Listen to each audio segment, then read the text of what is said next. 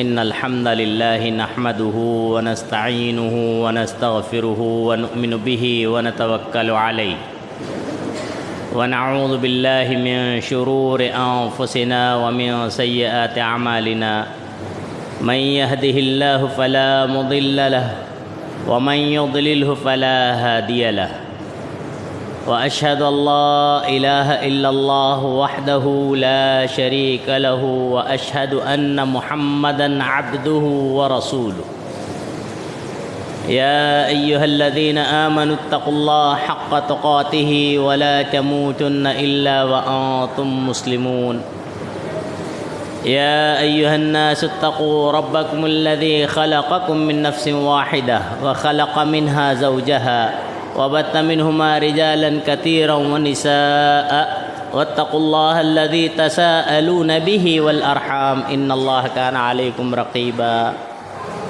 يا أيها الذين آمنوا اتقوا الله وقولوا قولا سديدا يصلح لكم أعمالكم ويغفر لكم ذنوبكم ومن يطع الله ورسوله فقد فاز فوزا عظيما أما بعد فإن خير الحديث كتاب الله وخير الهدي هدي محمد صلى الله عليه وسلم وشر الأمور محدثاتها وكل محدثة بدعة وكل بدعة ضلالة وكل ضلالة في النار فأعوذ بالله السميع العليم من الشيطان الرجيم من همزه ونفخه ونفسه بسم الله الرحمن الرحيم إلا تنصروه فقد نصره الله إذ أخرجه الذين كفروا ثاني اثنين إذ هما في الغار إذ يقول لصاحبه لا تحزن إن الله معنا وقال الله تبارك وتعالى بسم الله الرحمن الرحيم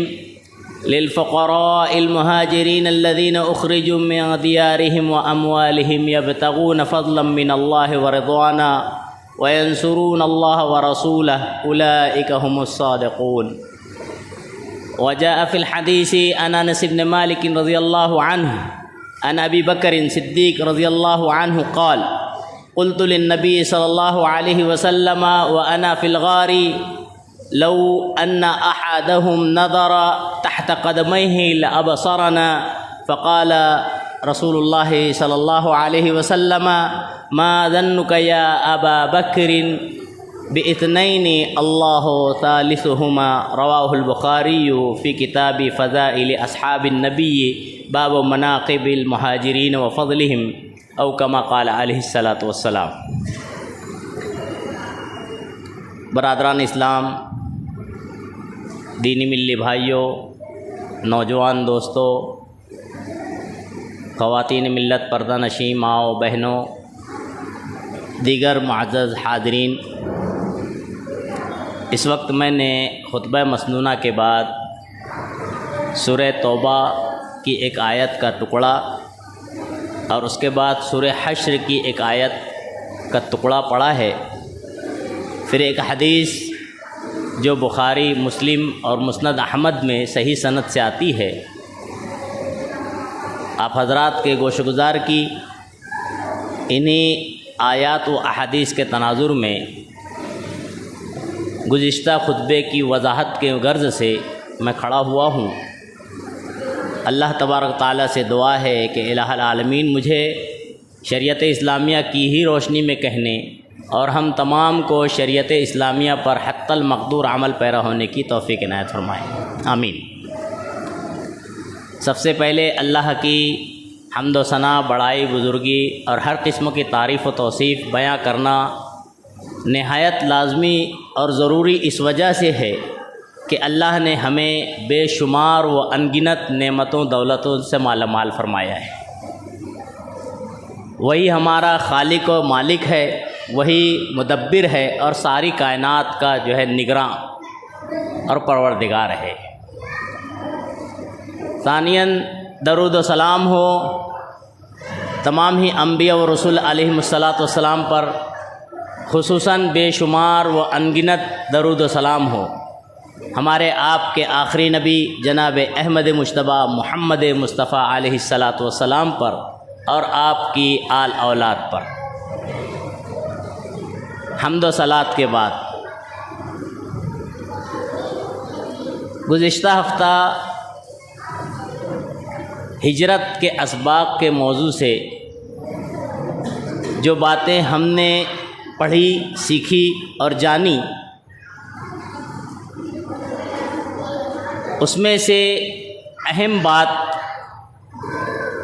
جو آپ کے علم میں آ چکی ہے وہ یہ ہے کہ سن 17 ہجری میں حضرت عمر فاروق رضی اللہ عنہ خلیفہ ثانی، خلیفہ راشد، ان کی خلافت میں صحابہ کرام کے مشوروں سے اور خصوصاً اجلہ صحابہ کرام حضرت علی رضی اللہ عنہ و حضرت عثمان غنی رضی اللہ عنہ ان دونوں حضرات کے مشوروں سے ایک اسلامی کیلنڈر مرتب ہوا،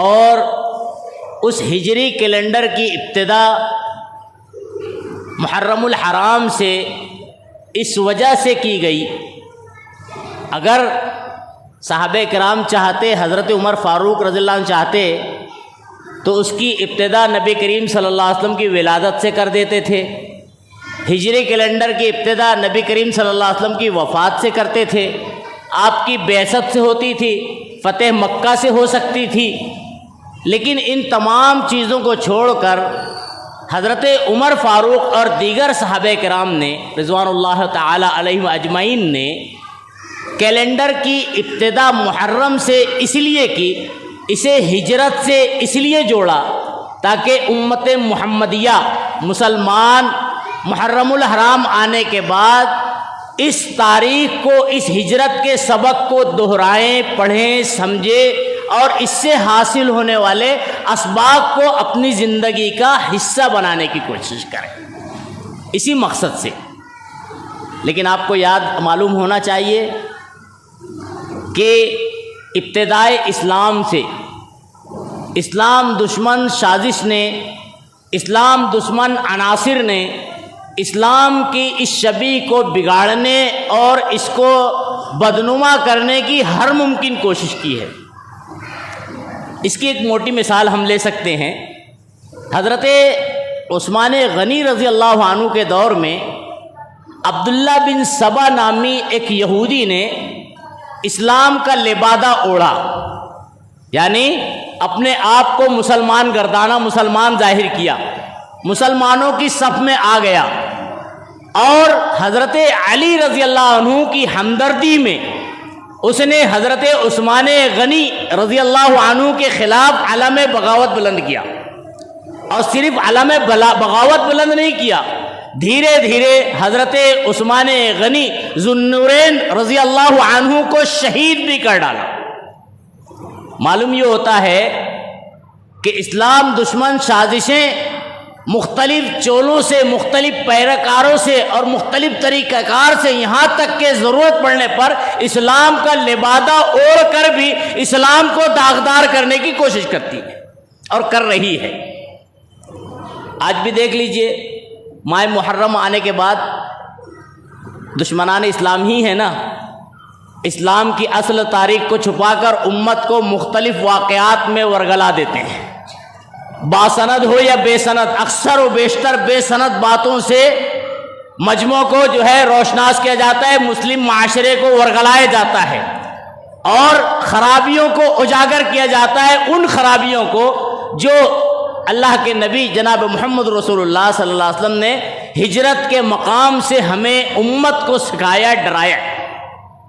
آپ غور کریں،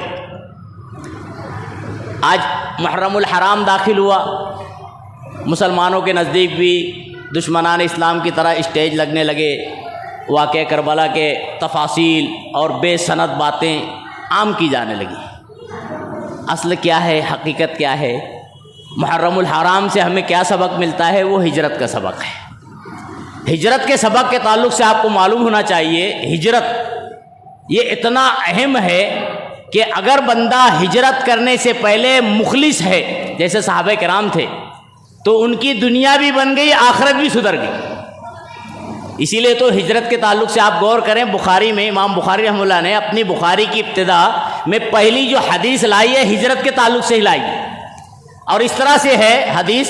حضرت عمر ابن خطاب راوی حدیث ہیں رضی اللہ عنہ بیان کرتے ہیں کہ نبی کریم صلی اللہ علیہ وسلم نے فرمایا انما الاعمال بالنیات وانما لكل امرئ ما نوى فمن كانت هجرته الى دنیا الى الله ورسوله فهجرته الى الله ورسوله ومن كانت هجرته الى دنیا يصيبها او امرأة يتزوجها فهجرته الى ما هاجر اليه۔ یہ بخاری اور مسلم کی متفق علیہ روایت۔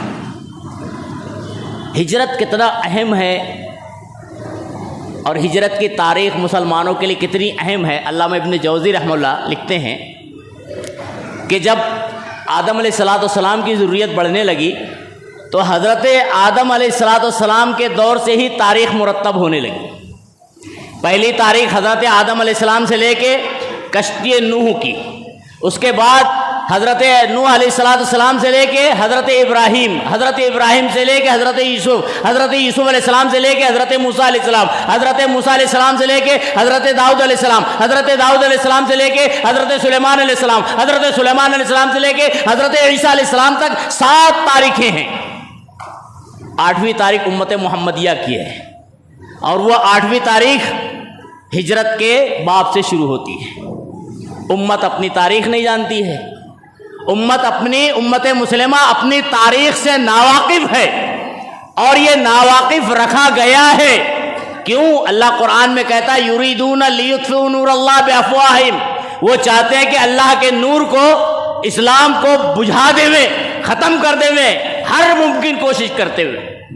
واللہ متم نوری، اللہ اپنے نور کا اتمام کرنا ہے، اسلام پھیلنا ہے، اسلام گھر گھر پہنچنا ہے، حق واضح ہونا ہے اور پہنچنا ہے۔ بے بنیاد باتیں ہوگی، ساتھ میں حق بھی آئے گا، اور اللہ کہتا ہے جاء الحق وزہق الباطل، جب حق آ جاتا ہے تو باطل چلا جاتا ہے۔ ان الباطل کان زہوقا، اللہ کہتا ہے باطل کو تو جانا ہی ہے، حق کے سامنے باطل کبھی نہ ٹکا ہے اور نہ کبھی ٹکنے والا ہے۔ کیوں؟ حق، سچ، اس کے مقابلے میں جھوٹ کبھی کامیاب نہیں ہوا ہے اور نہ ہونا ہے۔ بہرحال ہم آتے ہیں تاریخ کے اس اہم باب کی طرف، ہجرت کے اسباق۔ ہجرت کے تعلق سے اللہ کے نبی صلی اللہ علیہ وسلم کی جو سیرت ہم نے جانی وہ یہ کہ نبی کریم صلی اللہ علیہ وسلم بحفاظت اللہ کی مدد سے اپنے حجرے سے نکل کر حضرت ابوبکر صدیق رضی اللہ عنہ کے گھر پہنچے، اور وہاں سے راتوں رات نکل کر غار ثور میں بحفاظت پہنچ جاتے ہیں۔ آپ غور کریں، یہ ہمیں تاریخ سبق سکھاتی ہے، ہجرت کا باب ہمیں سبق سکھاتا ہے۔ ابوبکر صدیق رضی اللہ عنہ قربان جائیں ہمارے اسلاف پر، جب یہ ایام آتے ہیں محرم الحرام کے تو دشمنان اسلام میں شیعہ حضرات جو ہیں حضرت ابوبکر، حضرت عمر رضی اللہ عنہ اور دیگر صحابہ کرام کو گالیاں دیتے ہیں۔ یہ ان صحابی کو گالی دیتے ہیں جن صحابہ کرام کا کردار یہ تھا۔ حضرت ابوبکر صدیق رضی اللہ عنہ کہتے ہیں غار ثور میں داخل ہونے سے پہلے جناب محمد رسول اللہ صلی اللہ علیہ وسلم کو کہتے ہیں اللہ کے نبی صلی اللہ علیہ وسلم آپ یہاں ٹھہریں، آپ باہر رہیں، میں اندر جاتا ہوں، اندر جانے کے بعد اس کی کیفیت دیکھتا ہوں کیا ہے، کنڈیشن کیا ہے، اگر کوئی آفت ہے، کوئی تکلیف ہے تو اللہ کے نبی میں اپنے اوپر چھیل لوں گا، میں اپنے اوپر لے لیتا ہوں، آپ اس سے محفوظ رہیں۔ تاریخ کا مطالعہ کریں۔ حضرت ابوبکر صدیق رضی اللہ عنہ غار میں داخل ہوتے ہیں، دیکھتے ہیں غار کے اندر اندھیری غار میں دیکھتے ہیں تو غار میں کئی سوراخ ہے، مورخین لکھتے ہیں 4 سوراخ تھے۔ اپنا کپڑا جو ہے جب کوئی چیز ایسے باندھ دی، اس کے اوپر بند کر دیا، اب ختم ہو گیا تو حضرت ابوبکر صدیق نے ایک سوراخ پر ایک ہاتھ، اور ایک روایت میں آتا ہے دونوں سوراخوں پر دونوں اپنے قدم رکھ دیے، اور اس کے بعد جناب محمد رسول اللہ صلی اللہ علیہ وسلم کو کہا کہ آپ تشریف لائیے، اب کوئی خطرہ نہیں ہے۔ روایت میں آتا ہے اللہ کے نبی صلی اللہ علیہ وسلم جب غار ثور میں آئے تھوڑی دیر کے بعد آپ آرام فرمانے لگے۔ اسی دوران حضرت ابوبکر صدیق رضی اللہ عنہ کو جو ہے اس سوراخ میں سے کوئی جانور نکل کے، بعد لوگ کہتے ہیں بچھو یا سانپ وغیرہ جو بھی نکل کر کاٹ لیتا ہے، ڈس لیتا ہے۔ تکلیف کی شدت نہ برداشت کرتے ہوئے حضرت ابوبکر صدیق رضی اللہ عنہ خاموش ہیں، آہو بکا نہیں کرتے ہیں. یہ اسلام ہمیں سکھاتا ہے، یہ تاریخ ہجرت ہمیں سکھاتی ہے. جو امت بھول گئی ہے، امت نہیں یاد کرتی ہے، آہو بکا نہیں کرتے ہیں. درد کی وجہ سے آنسو کے قطرے جو ہے جناب محمد رسول اللہ صلی اللہ علیہ وسلم کے رخسار مبارک پر گر جاتے ہیں. اللہ کے نبی صلی اللہ علیہ وسلم بیدار ہوتے ہیں، کہتے ہیں ابوبکر کیا معاملہ ہے، کیا ماجرا ہے؟ کہتے ہیں حضرت ابوبکر صدیق رضی اللہ قربان جائیں. اللہ کے نبی صلی اللہ علیہ وسلم ایسا لگتا ہے کوئی موذی جانور تھا کاٹ لیے، تکلیف ہو رہی ہے. اللہ کے نبی صلی اللہ علیہ وسلم اپنا لعاب مبارک نکال کر لعاب دہن لگا دیتے ہیں. اللہ رب العالمین شفا دے دیتا ہے. بہرحال ایک طرف اللہ کے نبی صلی اللہ علیہ وسلم بحفاظت غار ثور میں ہیں، اللہ رب العالمین کے حفظ و امان میں یہاں پہنچ چکے ہیں. دوسری طرف ماجرا کیا ہے، حالات کیا ہیں؟ جو شریر نبی کریم صلی اللہ علیہ وسلم کے گھر کو گھیرے ہوئے تھے، اہل مکہ کے شریر، جو اوباش قسموں کے لوگ نبی صلی اللہ علیہ وسلم کے قتل کے ارادے سے باہر کھڑے تھے. جب دن نکل گیا تو دیکھا حضرت علی رضی اللہ عنہ ہیں آپ کی جگہ پر. پوچھا محمد رسول اللہ تمہارے ساتھی کہاں ہیں؟ کہتے ہیں مجھے نہیں معلوم. بہرحال حضرت علی رضی اللہ کو مارا گیا، اور آپ کو مارنے کوٹنے کے بعد یہ پورا نوجوانوں کا شریر کا قافلہ جناب ابوبکر صدیق رضی اللہ عنہ کے گھر پہ پہنچتا ہے. یہ ہمارے لیے امت مسلمہ کے لیے یہاں پر سبق ہے. تاریخ سبق سکھاتی ہے، درس ہجرت ہمیں یہ سبق دیتا ہے کہ ایک امت مسلمہ کی خاتون، ایک مسلمان بہن، ماں کیا کردار اختیار کرتی ہے، کیسا کردار اختیار کرنا چاہیے. حضرت ابوبکر صدیق کے گھر پہ قافلہ آتا ہے، اور اس کے بعد ابو جہل جیسا شریر اور قماش بدماش قسم کا انسان حضرت اسما جناب ابوبکر صدیق رضی اللہ کی بیٹی سے پوچھتا ہے کہ تمہارے والد اور ان کے ساتھی کہاں گئے؟ حضرت اسما کہتی ہے کہ مجھے نہیں معلوم. نتیجتاً ایک رسید کرتا ہے جھاپڑ، ایک چاٹا رسید کرتا ہے. حضرت اسما کی بالی گر جاتی، اس قدر شدت سے مارتا ہے ابو جہل. لیکن ہماری اسلاف تھی، ہماری خواتین بھی اسلام تھی، جنہوں نے اسلام کے لیے سب کچھ برداشت کر لیا، لیکن اسلام پر آنچ نہیں آنے دیا. اسی لیے شاعر کہتا ہے جو جان مانگو جان دے دیں، جو مال مانگو مال دے دیں، مگر ہم سے یہ نہیں ہو سکتا کہ ہم محمد کا جاہو جلال دے دیں صلی اللہ علیہ وسلم. یہ ہمارے اسلاف تھے، خواتین تھی، مار کھا لیتی، برداشت کر لیتی ہے. قافلہ وہاں سے نکل جاتا ہے. اب میٹنگ ہوتی ہے، تمام مکہ کے جتنے راستے گزرگاہیں تھیں تمام پر سخت و مسلح پہرے لگا دیتے ہیں تاکہ یہ دونوں ساتھی نہ نکل پائیں، ہمارے ہاتھ سے گرفت سے نہ چھوٹ جائے. لیکن اللہ رب العالمین کی قدرت، اور میں نے گزشتہ ہفتہ کہا کہ ایک ہوتی ہے تدبیر، ایک ہوتی ہے تقدیر. جب اللہ کی تقدیر آتی ہے تو تدبیر فیل ہو جاتی ہے. ہر طرح کے اسباب تھے، تمام تر انتظامات کے باوجود بھی یہ قافلہ وہاں سے بآسانی نکل پڑتا ہے.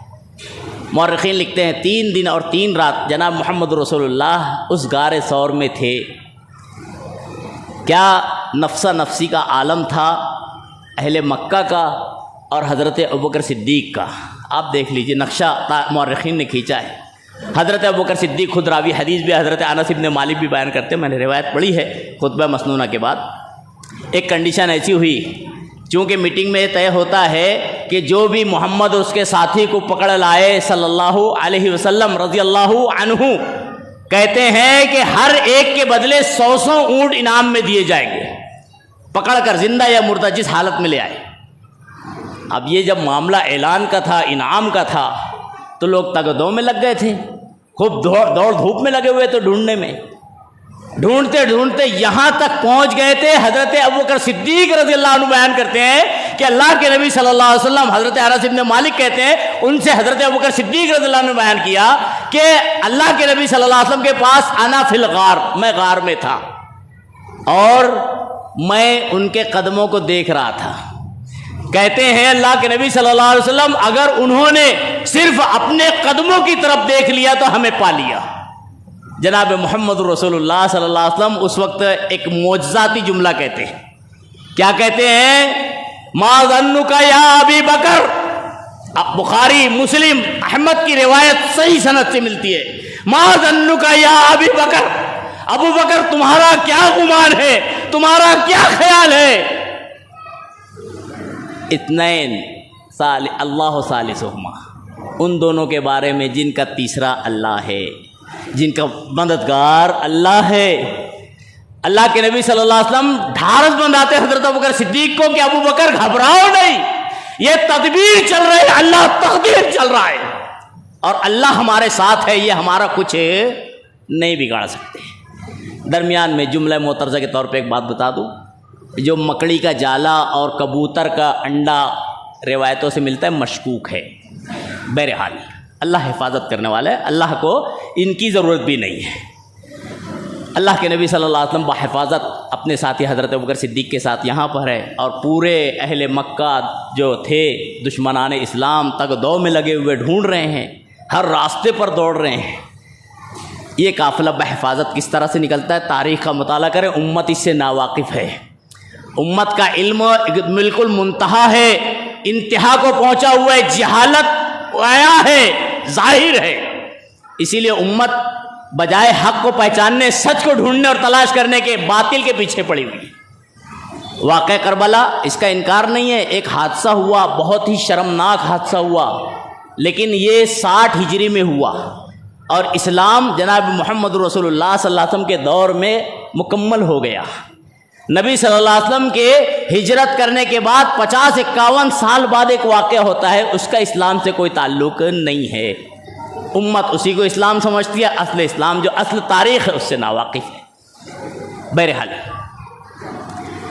اللہ کے نبی صلی اللہ علیہ وسلم نے اور حضرت ابوبکر صدیق نے عبداللہ بن اریقط نامی ایک آدمی تھا، ایک غلام تھا، اس سے ایک سودا کیا تھا کہ ہمیں یہاں سے بحفاظت مدینہ لے کر چلنا ہے، ہماری گائیڈنگ بھی کرنا ہے اور 2 اونٹ یا سواری بھی ہمیں دینا ہے۔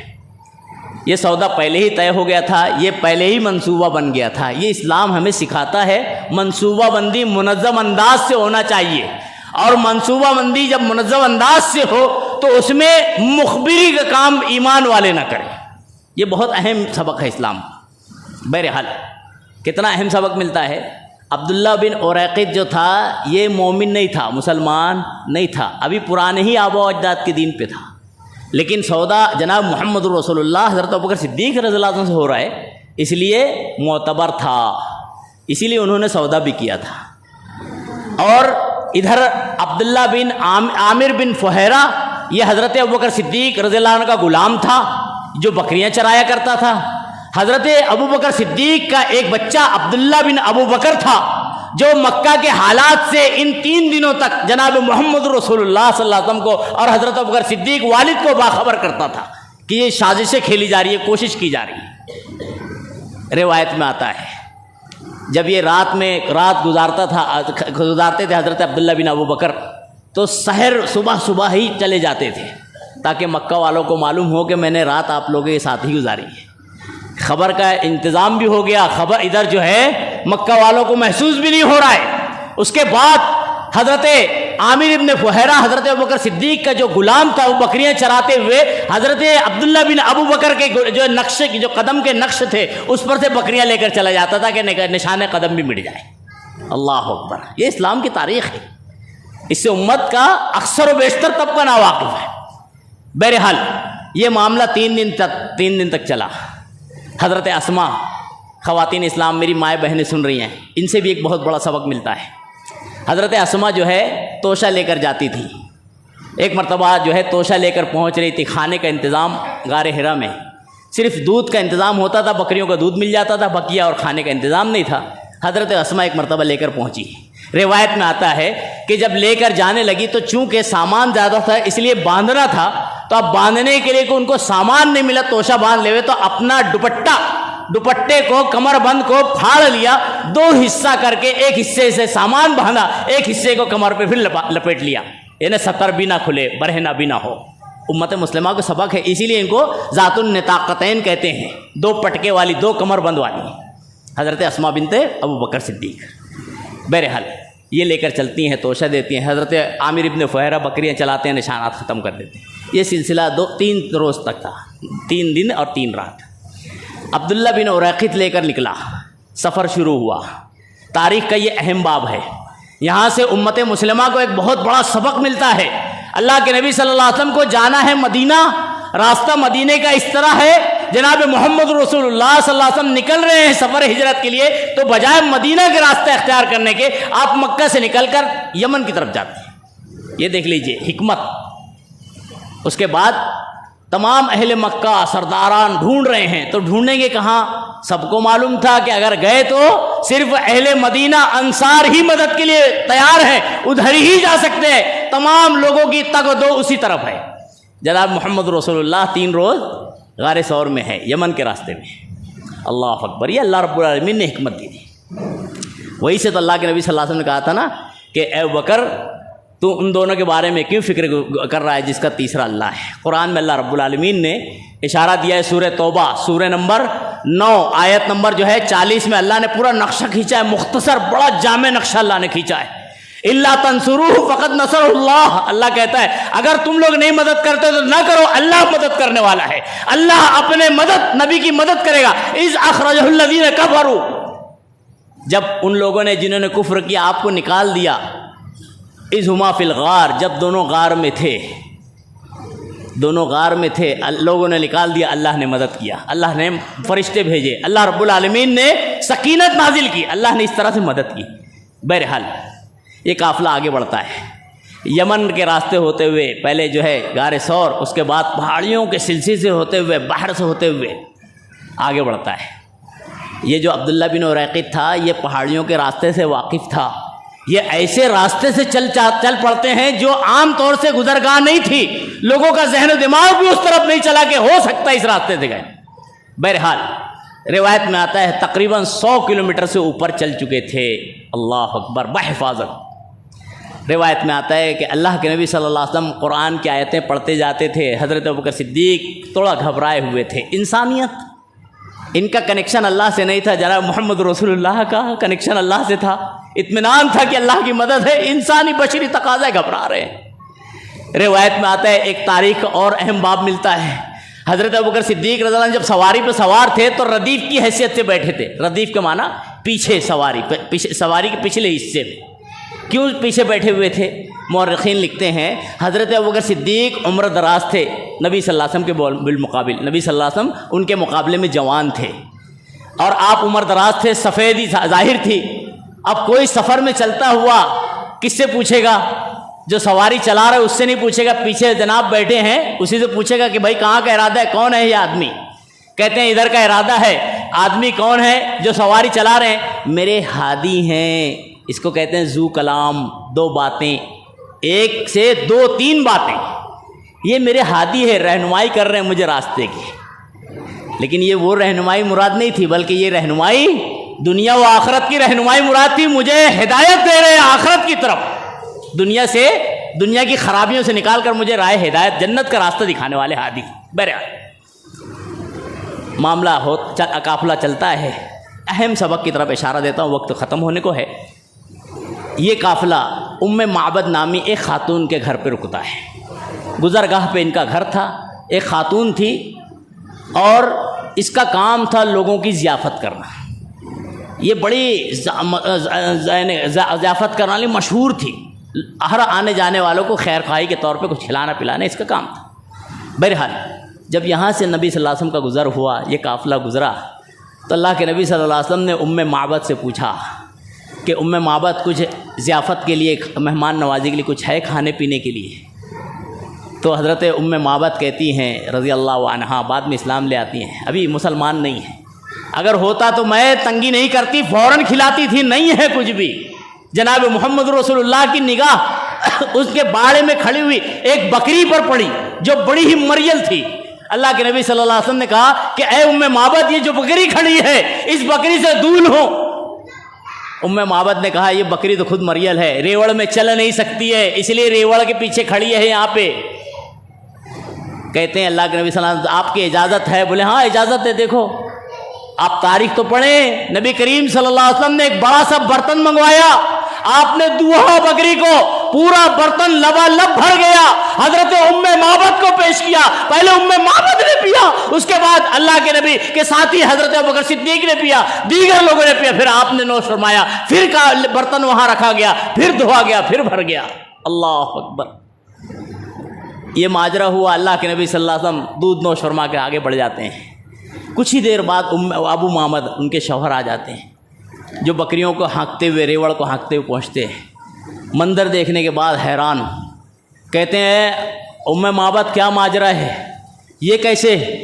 پھر حضرت معبد نے جناب محمد رسول اللہ صلی اللہ علیہ وسلم کی پوری شکل و شباہت بیان کی، پوری باتیں آپ کی ایک ایک بات تذکرہ کرتے ہوئے کہتی ہے، اور کہتی ہے کہ میں نے آج تک ایسا شخص نہیں دیکھا۔ اللہ اکبر۔ اس کے بعد اللہ کے نبی صلی اللہ علیہ وسلم آگے بڑھتے ہیں، تقریباً 130 کلومیٹر کا فاصلہ طے ہوتا ہے، کم و بیش مورخین لکھتے ہیں۔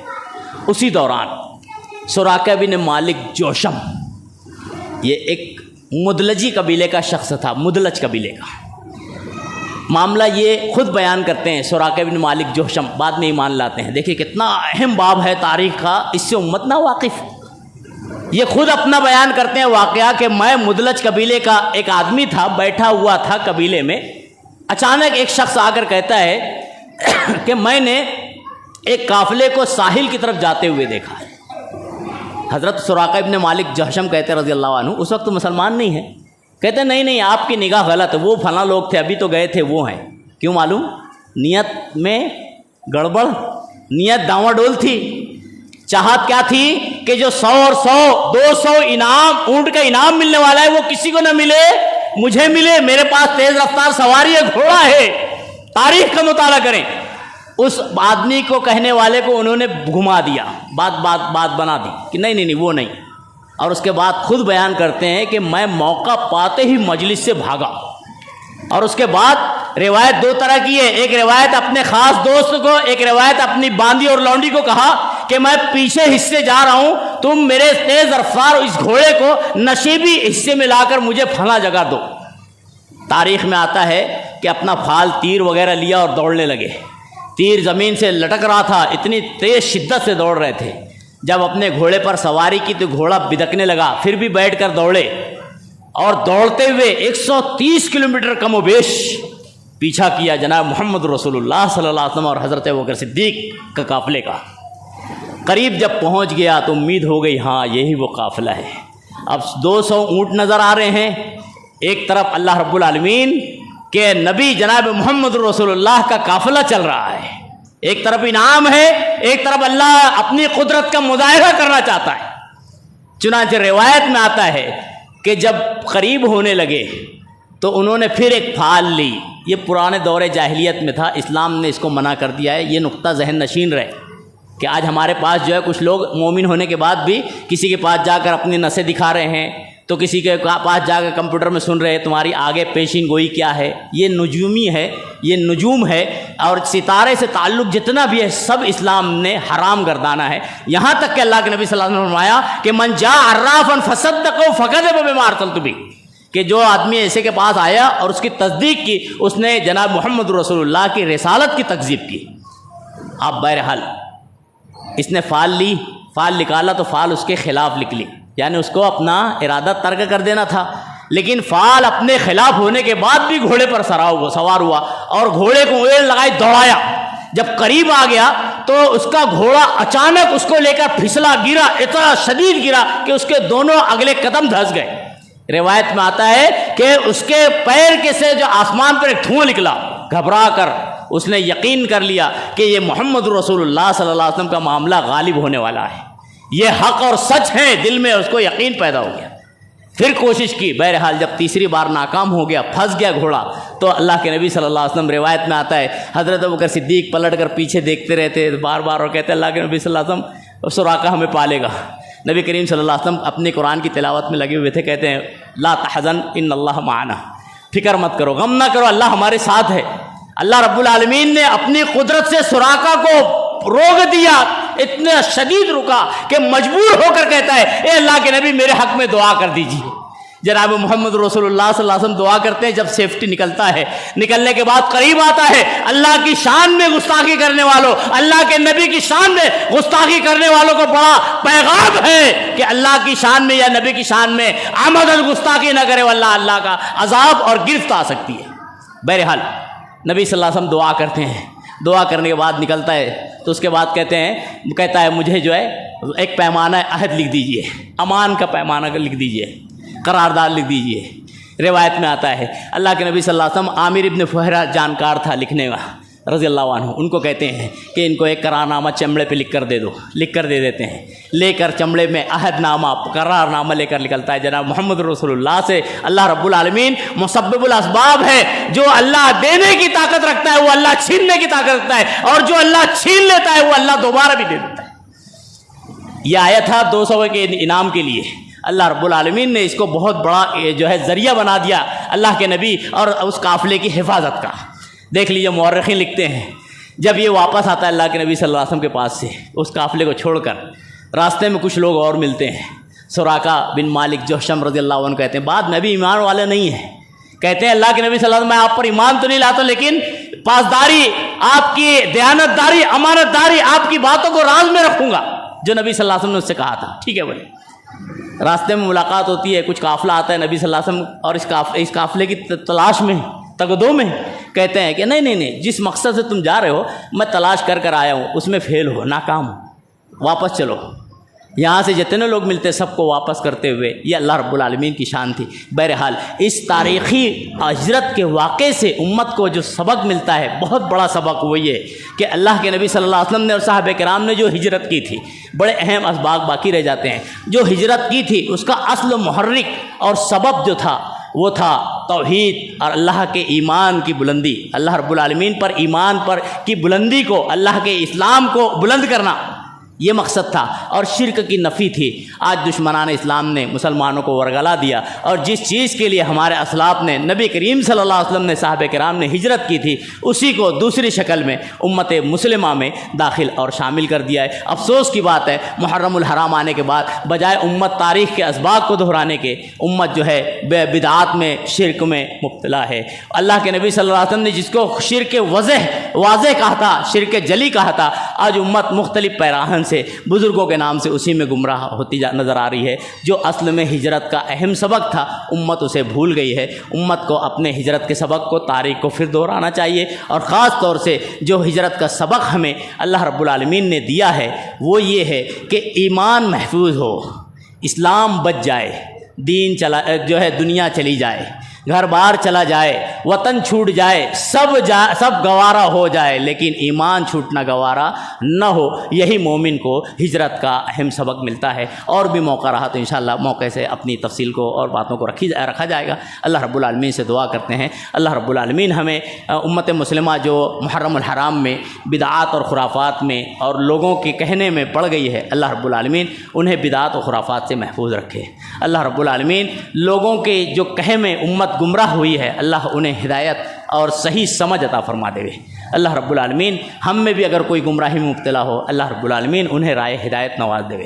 اللہ رب العالمین ہمیں اللہ کے نبی اور صحابہ سے سچی محبت کرنے والا بناوے، ہمیں اللہ کے نبی اور صحابہ اور خصوصاً آل بیت سے محبت کرنے والا بناوے، ہمارے دلوں میں ان کی محبت راسخ کر دے، مضبوط اور جمع دے۔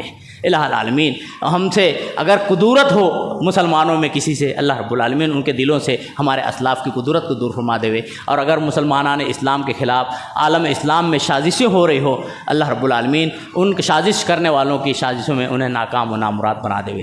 الہ العالمین امت مسلمہ کو صحیح اسلام کی فہم اور سمجھ عطا فرما دے، ہمیں بھی دین کی صحیح فہم اور سمجھ عطا فرما دے، ہمیں دین کے احکامات پر عمل پیرا ہونے کی توفیق عطا فرما دے۔ اللہ رب العالمین ہجرت کا ایک اہم سبق یہ بھی ہے کہ برائیوں سے، حرام کاموں سے اللہ رب العالمین ہمیں بچنے کی توفیق عطا فرما دے۔ اللہ رب العالمین ہمیں جب تک اس دنیا میں رکھے حقیقی دین اور ایمان پر قائم اور دائم رکھے۔ الہ العالمین ہم میں جو بیمار ہوں اللہ انہیں شفائے کاملہ عاجلہ نصیب عطا فرما دے۔ الہ العالمین ہم میں کوئی ایسے ہوں جو حلال روزی کے لیے پریشان ہو، الہ العالمین اس کے حلال روزی میں کشادگی عطا فرما دے۔ الہ العالمین ہم میں کوئی ایسے ہوں جو قرض سے جوجھ رہے ہوں، الہ العالمین ان کے قرض کے پورے ہونے کے اسباب ثواب مہیا عطا فرما دے. الہ العالمین ہم میں کوئی ایسے والدین ہوں جو اپنی اولاد کے رشتے کے تعلق سے پریشان ہو، اللہ رب العالمین ان کی اولاد کے لیے بہتر سے بہتر رشتہ استوار فرما دے. الہ العالمین ہم میں جو گزر چکے ہوں چھوٹے بڑے، اللہ ان کی کروڑ مغفرت عطا فرما دے. اللہ جب تک ہمیں اس دنیا میں رکھے حقیقی دین اور ایمان پر قائم اور دائم رکھے. الہ العالمین ہمارا خاتمہ بھی حقیقی دین اور ایمان پر ہی فرما دے. آمین. اقول قولی ھذا واستغفر اللہ لی ولکم ولسائر المسلمین انہ تعالی جواد کرم برور رؤوف رحیم فاستغفروہ انہ هو الغفور الرحیم.